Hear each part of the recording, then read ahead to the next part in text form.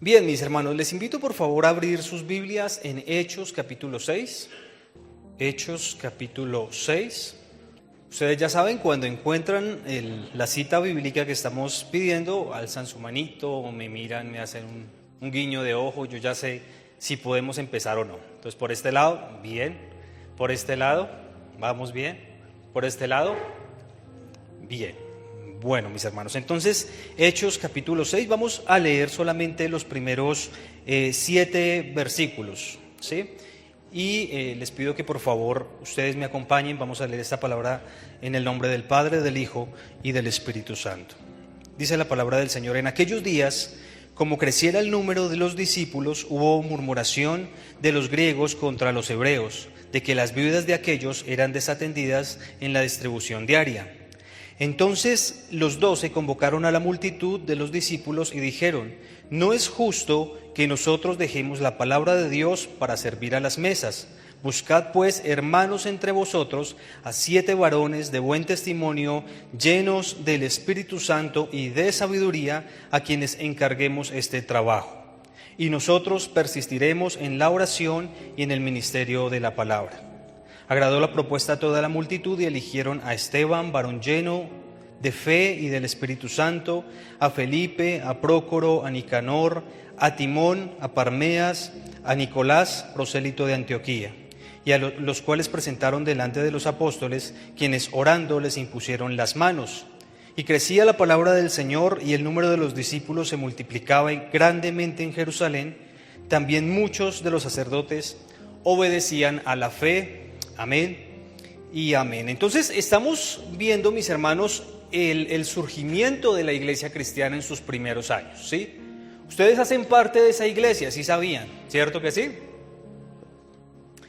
Están un poquito distraídos, mis hermanos queridos. Gracias, hermana Olga.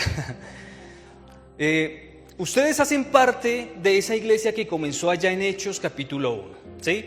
Ese tiempo de poder donde el Señor Jesús les ordenó a ellos: quédense en Jerusalén y serán llenos del poder que viene de lo alto para que vayan y prediquen a las naciones. Primero empiezan por Jerusalén, por Judea, por Samaria, hasta lo último de la tierra. En esto que acabo de decir, ¿cuál era la condición?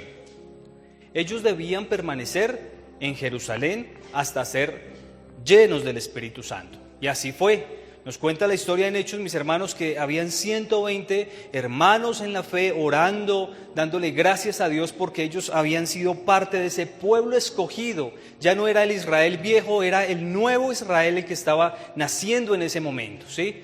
La promesa de Dios a Abraham se seguía cumpliendo y ahora las puertas se abrían para todas las naciones en el nombre de Jesús, ¿sí? Y la bendición, mis hermanos, es que ellos hacían parte de ese pueblo santo y clamaban a Dios y le agradecían porque Dios iba a cumplir su promesa. Y llegó el momento donde el poder del Espíritu Santo descendió y dice que se estremeció el lugar, mis amados hermanos. Hubo un viento recio y aparecieron como lenguas de fuego sobre sus cabezas y ellos empezaron a glorificar a Dios y a hablar en diferentes idiomas, ¿sí? Y hablando en esos diferentes idiomas, los judíos que venían nacidos de otras tierras, los escuchaban hablar en su propia lengua y decían: vea, este está hablando en griego, este está hablando en romano, este está hablando en los diferentes idiomas de la época, ¿sí? Y fue la primera predicación por parte de Pedro, mis hermanos, y como 3,000 personas llegaron a conocer al Señor y se añadieron a la iglesia. Y va a ser una constante en la iglesia escuchar esa palabra. Se añadían los que el Señor ponía dentro de su iglesia y se añadía más pueblo, ¿sí? Pero esa iglesia empezó a crecer, mis hermanos, y toda iglesia que crece empieza a tener dificultades. ¿Sí sabían? Cuando una iglesia es floja, cuando una iglesia es permisiva, cuando una iglesia busca agradar el corazón de los hombres, no tiene problemas. Porque simplemente se hace un programa y en ese programa se entretiene a la gente durante las 2 horas y todo bien. Ni se incomoda la gente, el pueblo, por cuestiones de pecado y hablar de esas cosas, no se incomodan. Y aquí pues sencillamente se arma un programa y no hay necesidad de meterse con Dios, ¿sí? No hay necesidad de ejercer las disciplinas espirituales, ¿cierto? Pero ese no era el caso de esta iglesia. Esta iglesia estaba dispuesta a crecer y a cumplir la voluntad de Dios, ¿sí? Y ellos estaban ahí a pesar de la persecución que había, a pesar de las amenazas, a pesar de los azotes. Ellos continuaban siendo firmes delante de la presencia de Dios y se multiplicaban y se multiplicaban. Y ese primer problema sucedió entre ellos mismos. Dice que los judíos griegos empezaron a quejarse de los hebreos porque los menospreciaban a sus viudas. Les recuerdo que cuando hubo esa dispersión de los judíos, muchos se fueron para muchas tierras, mis hermanos, y otros retornaron hablando griego. Entonces, los judíos de ahí de la tierra lo que hacían era menospreciar a las viudas de esos hermanos judíos que habían nacido allá. ¿Me hice entender? ¿Me hice entender? ¿Sí? Y empezó ese problema. Pero a este problema, mis hermanos, se le dio el trato, el cuidado que se debía tener en ese momento, ¿sí?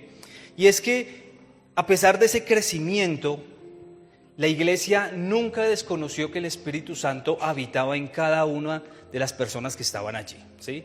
Ahí los apóstoles en ningún momento dijeron: es que nosotros somos los apóstoles y si no lo hacemos nosotros, no lo hace nadie. Ellos no dijeron eso. Todo lo contrario. Al saber la obra que el Señor estaba haciendo en su iglesia, de la cual usted hace parte también, ellos llamaron, no dice a la iglesia, sino dice a los discípulos. ¿Cierto? ¿Cierto que sí? A los, ¿qué? Discípulos. ¿Qué es un discípulo? ¿Un qué? Un seguidor, pero no necesariamente de Jesús. Hay discípulos también de Buda, hay discípulos de otros, ¿sí? ¿Qué es un discípulo? Sencillo, es un estudiante. Eso es un discípulo, alguien que está aprendiendo a los pies de su maestro, ¿sí? Entonces, ellos estaban a cargo de la predicación de la palabra. Era fundamental que los apóstoles dieran todo lo que habían estado con Jesús esos 3 años, toda esa información llegase al corazón de esa nueva iglesia, ¿sí? Eso es un trabajo de mucha responsabilidad, ¿sí? No pueden, mis hermanos, meter doctrina nueva, no pueden meter lo que yo creía, no tienen que dar lo que recibieron, ¿cierto? ¿Hasta ahí todos van conmigo? ¿Sí? Luche, si usted ve que está como cómodo, como tibiecito, desacomódese, mi hermano, párese si quiere y póngase atrás y escuche la palabra del Señor, ¿vale? Entonces, ¿qué pasó en ese momento, mis hermanos queridos? La iglesia está llena del Espíritu Santo. Y por ese conflicto empieza a haber como esa división. A pesar de la iglesia es santa, pero compuesta de hombres y mujeres pecadores, ¿no? ¿Cierto? Porque somos aún pecadores. Y esa naturaleza caída en nosotros todavía se manifiesta. Todavía está ese carácter fuerte, todavía está ese carácter que es muy débil, que medio lo tocan y ya, ¿cierto? De eso está compuesta la iglesia, hombres y mujeres imperfectos. Pero la iglesia es santa por lo que Cristo hizo en la cruz. Entonces, los apóstoles dicen: nosotros no podemos ponernos a servir a la necesidad porque se nos dio un mandamiento por parte del Señor. ¿Es cierto o es falso?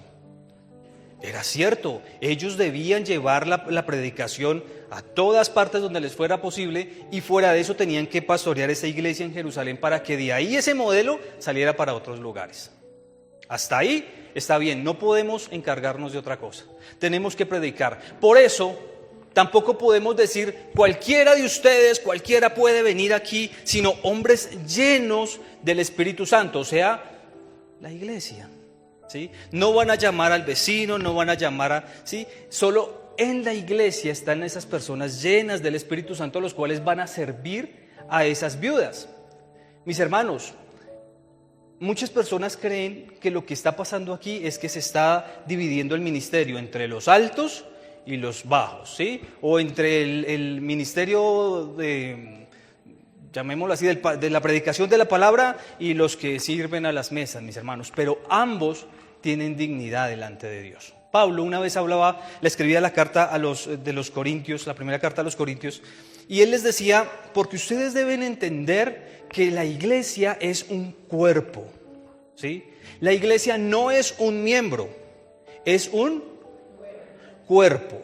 Y un cuerpo tiene miembros diferentes unos de los otros, pero así sean diferentes, todos tienen un propósito dentro del cuerpo. ¿Me hago entender? ¿Sí? Y es así. Si yo me presento aquí delante de ustedes, les digo, mis hermanos, yo soy todo oreja o todo mano o todo, obvio no, ¿cierto? Si eso fuese así, sería una persona que tiene problemas genéticos, ¿sí? Pero yo tengo cosas diferentes en mi cuerpo, si se dan cuenta, mis orejas, mis manos, tengo dedos, ¿sí? Fuera de todos mis órganos internos, mis amados hermanos, todos tienen una labor dentro del cuerpo. Pero el ojo no le puede decir al pie, venga, usted no lo necesito, yo estoy en lo alto, usted está por allá en lo bajo, váyase. El ojo depende también del pie.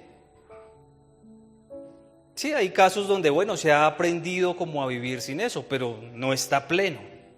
Pero como el cuerpo de Cristo es perfecto, estamos todos llamados a funcionar los unos con los otros. Entonces, los apóstoles le están enseñando este principio a la iglesia. Le están diciendo, ustedes hacen parte de esta labor. Ustedes hacen parte de esta problemática. Porque así como en la iglesia hay cosas buenas, como estamos en este momento llenos del Espíritu Santo y esos cultos son cultos de poder, así también vienen los momentos de persecución, los momentos de dolor, los momentos donde empieza nuestra fe como así. Pero ¿qué pasó? Llegaron los romanos, acabaron con la iglesia del pueblito. Señor, allá estaba mi familiar. Pero era gente que estaba firme, ¿sí? A pesar de las aflicciones, a pesar del dolor, era una iglesia que había aprendido a caminar con sus defectos y con sus virtudes. ¿Cierto?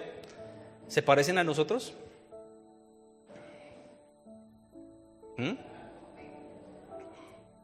Iguales. Nos falta mucho del Espíritu, ¿cierto? Para movernos con poder. Pero los defectos y todos cumplimos con todos los defectos, ¿cierto que sí?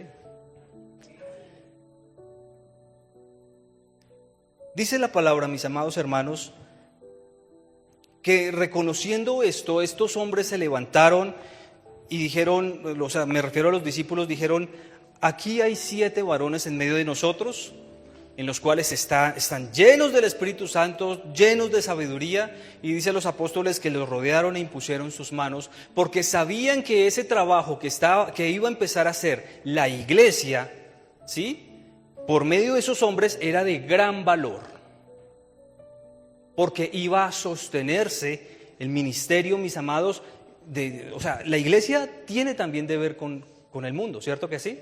La iglesia tiene deber de predicar la palabra, ¿eso lo hacen los apóstoles? Pero la iglesia tiene deber también con sus hermanos. ¿Y eso quién lo hace? Los hermanos diáconos. Un diácono no es alguien que simplemente, se para en una puerta. Es alguien que está sirviendo en la puerta, ¿sí? Usted no le puede decir a cualquiera, vaya, póngase allá, porque estoy seguro, mis amados hermanos, que si no está en el Espíritu, le va a incomodar el día a todo el mundo, al que entre por ahí, ¿sí? Tiene que ser alguien lleno del Espíritu Santo. Es tan valioso el que está allá como el que está acá, porque somos un solo cuerpo. No puede haber entre nosotros, yo mirar entonces, Rosita, te voy a tomar como ejemplo que estás hoy de servicio. Entonces, no, yo no le hablo a la hermana porque es que a mí me dicen ya que soy parte de los predicadores, entonces ella está allá. No, terrible, estoy menospreciando a Jesucristo mismo, el Señor, que habita en ella. Y aquí es donde la iglesia, todos ellos comprenden que ya es hora de dar fruto. ¿Qué dije? Y ellos entregan su fruto, han estado trabajando, han estado enseñando, y de ese trabajo se levantaron 7 varones capacitados para trabajar con esas personas que estaban en necesidad, las viudas griegas, judías pero nacidas en Grecia, ¿sí? Y ellos estuvieron dispuestos y llenos del Espíritu Santo presentaron un gran servicio para la iglesia, porque entendieron que eran un solo cuerpo. Y que lo que pasa en el cuerpo, mis amados hermanos, nos compete a todos. Así como las cosas buenas, como las cosas que tenemos que mejorar. ¿sí? Porque muchas veces hay personas que se adjudican lo bueno, pero cuando pasa algo malo o la congregación tiene un problema, pues se separa del problema. ¿Sí? ¿Se han visto esas personas? Entonces son esos que dicen, es que en la iglesia falta misericordia y amor. En la iglesia falta amistad para con los nuevos, pero usted los ve y son los primeros que abren a correr apenas se acaba el servicio. ¿Cierto? Voy a poner un ejemplo para que me entiendan. Es como si yo le dijera, Pastor Jorge, imagínese que hay una hermana dentro de la iglesia que tiene un matrimonio terrible, está despedazado completamente y el pastor se preocupa y me dice, hermano, cuénteme quién es. Yo le digo, esa hermana. Esa es Mariluz, hermano. Sí, o sea, su esposa. Hay personas que están en medio de la congregación, ¿sí? Y adjudican el problema a la congregación, pero no se dan cuenta que ellos también hacen parte del problema. Es que a la iglesia le falta crecimiento. ¿Por qué? ¿Y estoy yo ahí metido? Es que a la iglesia le hace falta oración. ¿Y usted ora? Usted hace parte también del problema o de la solución.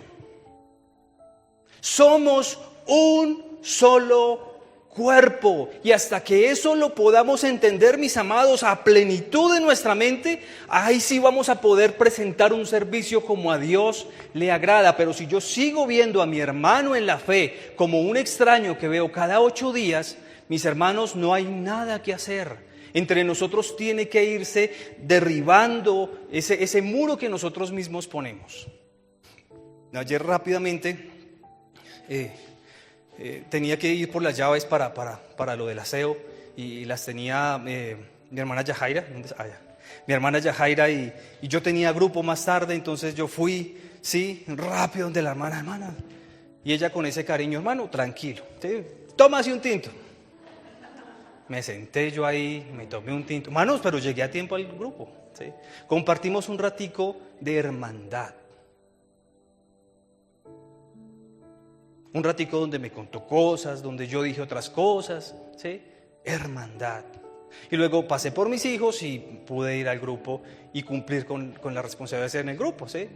Y estaba la hermana Sibeli, ya había preparado unas arepitas muy ricas para, con amor, dársela a los hermanos.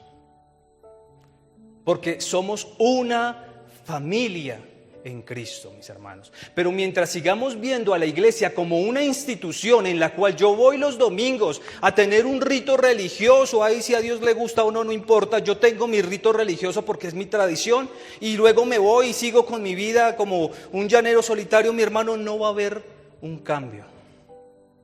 La iglesia es muy importante en la vida de los creyentes.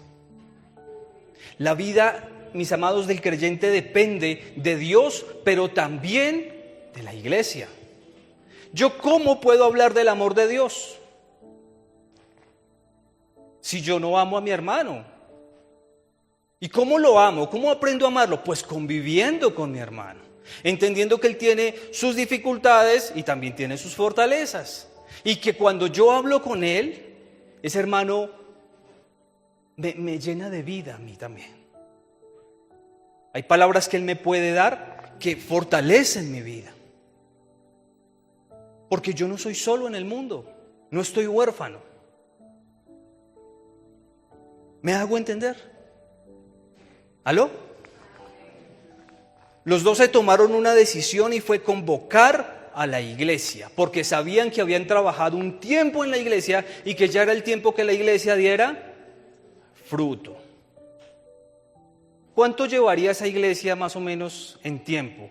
Calculemos, del Pentecostés. Unos 3 añitos. Unos 3 añitos, calculemos. Y ya se habían ganado 3,000. Ya habían sacado hombres capacitados para el servicio, llenos del Espíritu Santo, que eso es lo que se requiere. Pablo le escribe a Timoteo y le dice que tanto los obispos, o sea, los que están, el que está administrando la iglesia, como los que sirven, los diáconos, ambos tienen que tener ciertas características. Y es que son hombres de una sola mujer o maridos de una sola mujer, no avaros, no dados al vino, no pendencieros, no codiciosos, sino amadores de la obra de Dios. Y esas características, toda la iglesia debe cumplirlas. Amén. ¿Usted hace parte de la iglesia? ¿Usted está llamado a cumplir con también las responsabilidades que tiene la iglesia? Sí. Mis hermanos, las raíces de amargura que pueden nacer en nuestro corazón contra nuestros hermanos en la fe tienen que ser cortadas, porque eso parece un cáncer. Eso va avanzando y va avanzando, y usted deja pasar los días y eso sigue creciendo y sigue creciendo hasta que usted ya no puede tolerar a esa persona. No, es que ni le habla, o sea, ya, manténgase allá. Eso no es de cristianos, de gente que ha conocido el perdón de Dios. Si usted no ha conocido el perdón de Dios, yo le entiendo. Bueno, está lleno de cosas, de la carne. Pero si usted es uno de los que dice, no, efectivamente yo he conocido el amor y el perdón, pues usted está capacitado para dar también amor y perdón. Que no sería coherente. Mis hermanos, la iglesia está viviendo un tiempo donde la apostasía ha hecho estragos como nunca antes en la historia.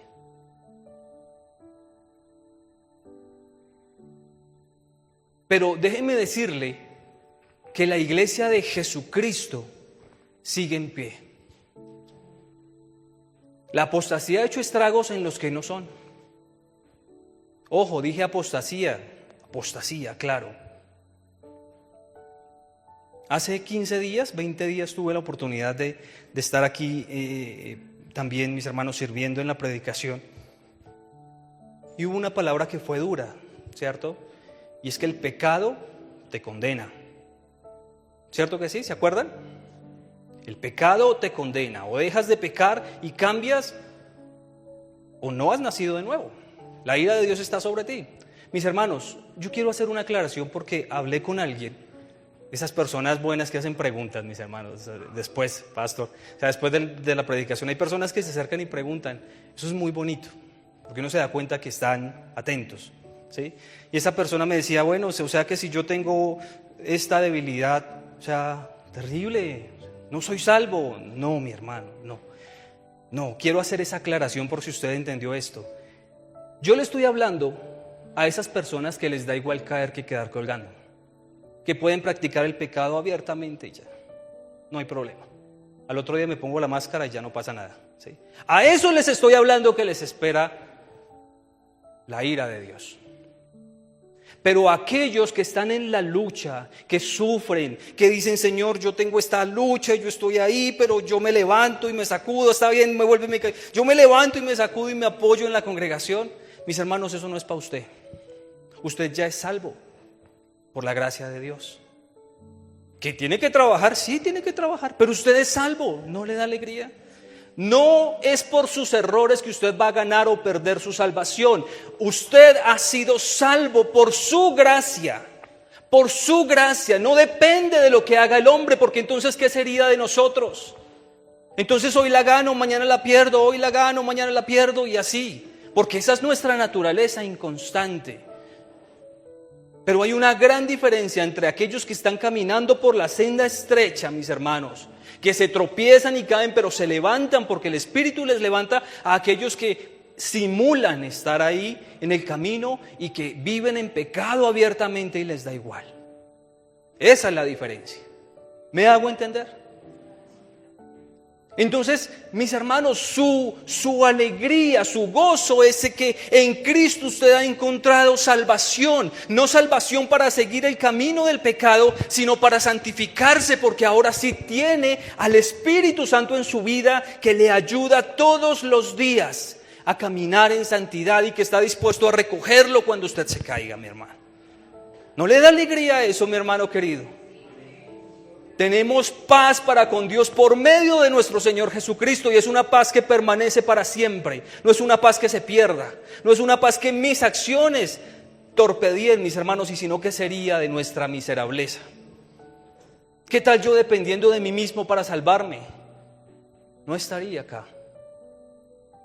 Mi salvación descansa en mi Salvador, en Jesucristo. No en mis errores o en mis virtudes, sino en Jesucristo el Señor.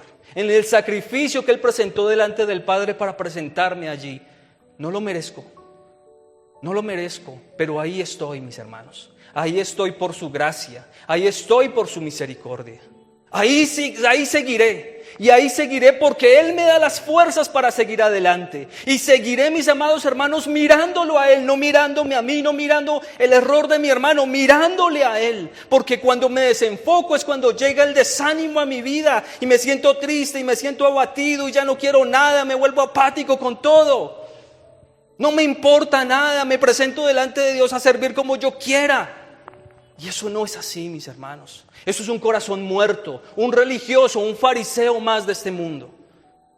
¡Ay de esos! A esos es a los que me refiero. Pero cuando usted está en la lucha, como una iglesia santa, con defectos, pero santa por lo que Él hizo, mis hermanos, usted tiene asegurada la gloria. Usted tiene asegurada la gloria en Cristo. No la gloria para usted, la gloria de Cristo. Usted hace parte de su pueblo. Pero eso nos tiene que llevar a nosotros a mejorar nuestras relaciones, mis hermanos. Mejorar nuestra comunión los unos para con los otros. Porque no podemos seguir así, mis amados hermanos, desentendiéndonos de una realidad que cada uno vive y cada uno tiene sus luchas, ¿cierto que sí? ¿Aló? Luchen con el sueño. Si tienen sueño algunos por ahí, levántense. Yo los comprendo, tranquilos. Sí, en la semana es fuerte. Levántese tranquilos y desperécese allá y verá. Pero no se pierda la palabra, mi hermano querido.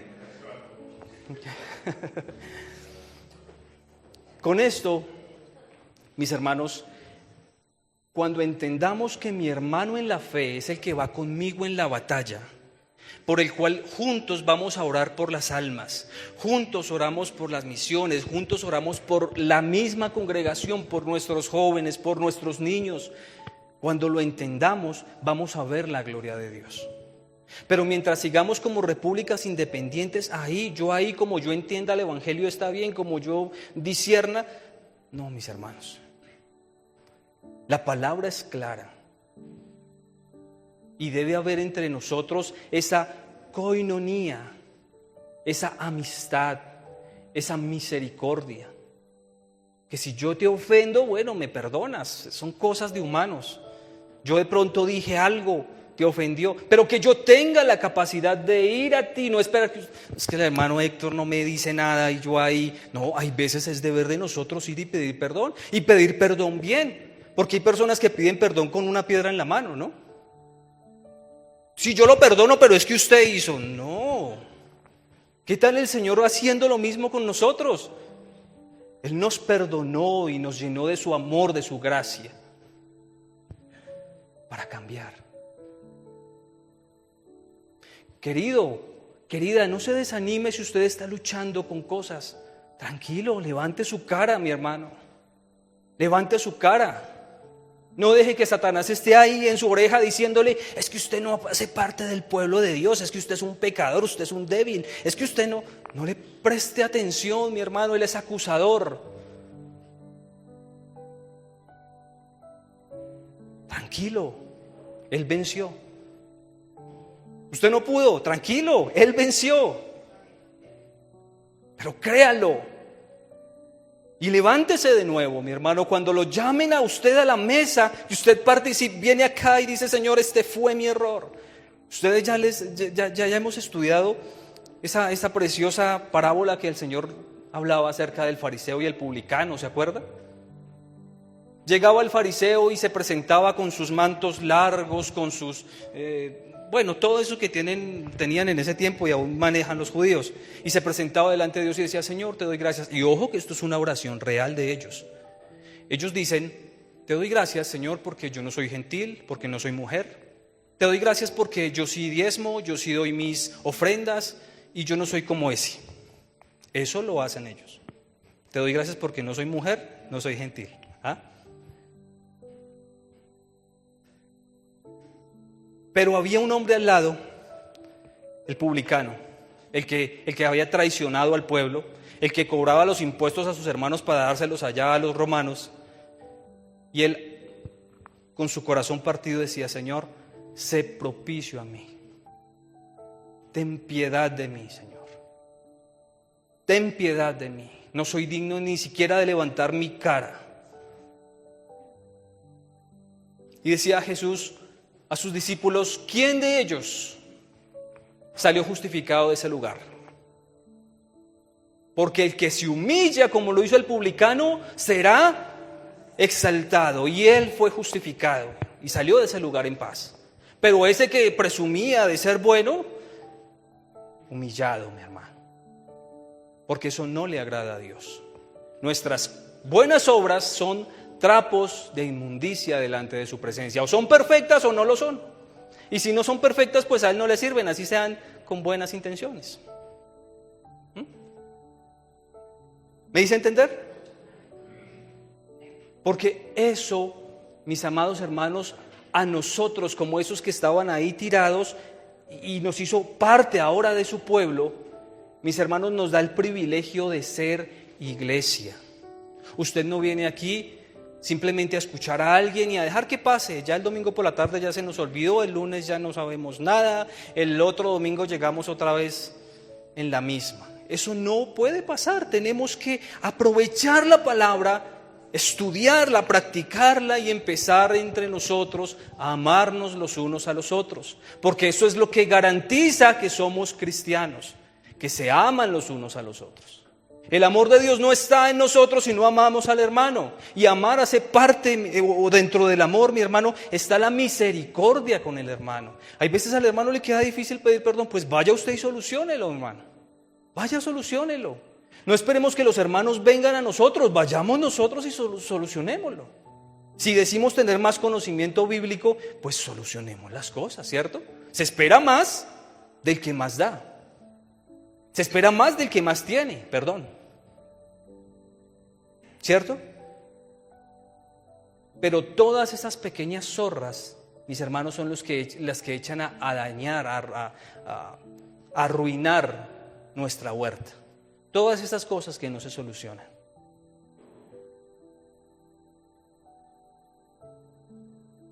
Aprender, mis amados hermanos, que la iglesia está puesta para nuestro propio crecimiento espiritual y que yo como a mi familia debo también aportarle con lo que Dios me ha dado, con mis dones, con mis talentos, para el crecimiento de la obra.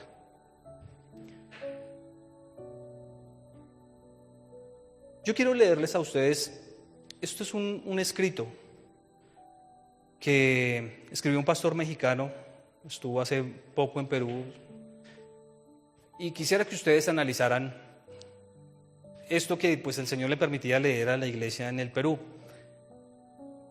Y ustedes puedan comparar, mis hermanos, que el esfuerzo que se está haciendo es para no ser una iglesia X más, sino una iglesia de Jesucristo. Y que debemos aprovechar todo lo que se está haciendo para crecer, para agradar a Dios. Que entre nosotros haya el temor de llegar a este lugar a orar y a escuchar la palabra y no a distraernos con otras cosas. Porque eso es pecado. Es preferible que usted no vuelva. Es preferible eso. Porque está desafiando al Dios de la vida. Todos los días desafiándolo de la misma forma. Cuando debería estar aquí atendiéndome, hermano.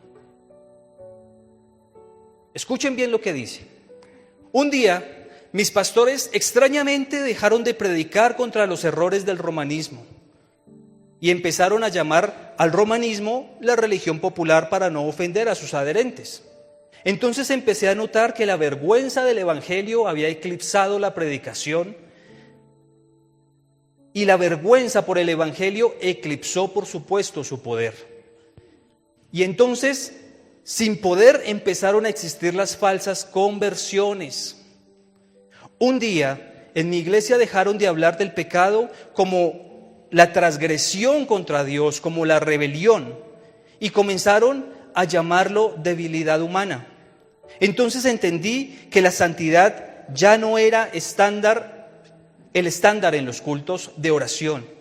Se vaciaron, ya no querían estar en la iglesia. El fruto de la carne emergió con todo su poder entre nuestros jóvenes. Un día Perdónenme, es que se me corre un poquito. Dice, un día noté que en mi iglesia dejaron de invitar a los fieles al arrepentimiento y empezaron a animarlos a descubrir su mejor versión. Entonces vi que el púlpito se convirtió de repente en un escenario de autoayuda. Mis hermanos ya no querían al buen pastor, querían un psicoterapeuta emocional, y Dios se convirtió de repente mágicamente en un Santa Claus que estaba dispuesto a cumplir todos los caprichos, todos mis caprichos, perdón. Un día mis pastores y líderes dejaron de leer la Biblia en el culto y comenzaron a contarme chistes y frases motivacionales. Entonces supe que la palabra había sido relegada al olvido y se cumplía entre nosotros lo dicho por el profeta: la palabra de Dios escaseaba en aquellos días. Un día en mi iglesia empezaron a reemplazar la enseñanza sistemática de las Escrituras por charlas motivacionales llenas de anécdotas triviales. Entonces me di cuenta que la profundidad de la palabra había sido sacrificada por la superficialidad del entretenimiento, con miras a que la iglesia se llenara. Un día mi pastor dejó de hablar de la ira de Dios y comenzó a predicar únicamente sobre su amor. La palabra amor fue trastocada hasta límites insospechables. Entonces entendí que ya no se temía el juicio divino. Empecé a escuchar entre los propios hermanos de la iglesia palabras dichas por el apóstol Pedro, donde está la promesa de su venida. Ellos decían, ya no regresará. Un día en mi iglesia dejaron de hablar de la segunda venida de Cristo y comenzaron a enfocarse en ser prósperos, a enriquecerse, en ser fieles, aquí y ahora, en prosperar. Entonces supe que habían perdido no solamente el dolor, punto básico para la introspección espiritual, sino también la perspectiva eterna. Habíamos cambiado lo habíamos cambiado por un plato de lentejas, que era la moneda de cambio de lo que teníamos. Una moneda de cambio de lo que teníamos a lo que queríamos. Un día en mi iglesia dejaron de cantar cantos doctrinales y empezaron a repetir frases vacías de forma constante. Entonces me di cuenta que la adoración había perdido su enfoque y su reverencia. Ya no era gloria al Padre, al Hijo y al Espíritu Santo, sino ¿qué más tienes para mí, Señor? Dame más o me largo. Un día los líderes dejaron de discernir entre lo santo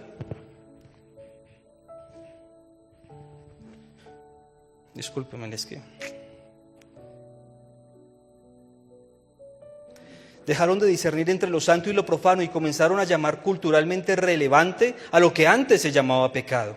Entonces supe que el mundo se había infiltrado en la iglesia.